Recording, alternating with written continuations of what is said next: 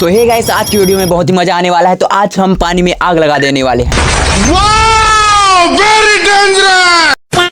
जी हाँ गाइस, आज हम पानी में आग लगा देने वाले हैं। तो चलिए बिना कुछ देरी किए इस वीडियो की शुरुआत करते हैं। Let's begin. तो ऐसे कैल्शियम कार्बाइड के दो छोटे छोटे टुकड़े हैं। इसको पानी में डालने से एसिटिलीन गैस रिलीज होता है। तो चलिए इसको पानी में डालते हैं। और आपने देखा होगा कि इसको पानी में डालने से आग पकड़ लेता है। तो चलिए हम भी ट्राई करते हैं। Let's go.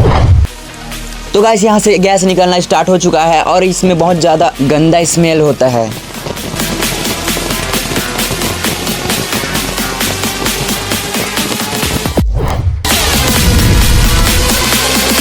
तो गाइस बेसिकली कुछ ऐसा होता है, जब कैल्शियम कार्बाइड O2 और H2O के संपर्क में आता है तो गैस रिलीज करता है, जिसका नाम एसिटिलीन होता है, जो कि बहुत फ्लेमेबल होता है, जिसके कारण पानी में भी आग पकड़ लेता है। तो गाइस, अगर आपको इस वीडियो में मजा आया हो तो एक लाइक जरूर से ठोक देना। बाकी फिर मिलता है आपसे किसी नए वीडियो में। तब तक के लिए बाय, टेक केयर।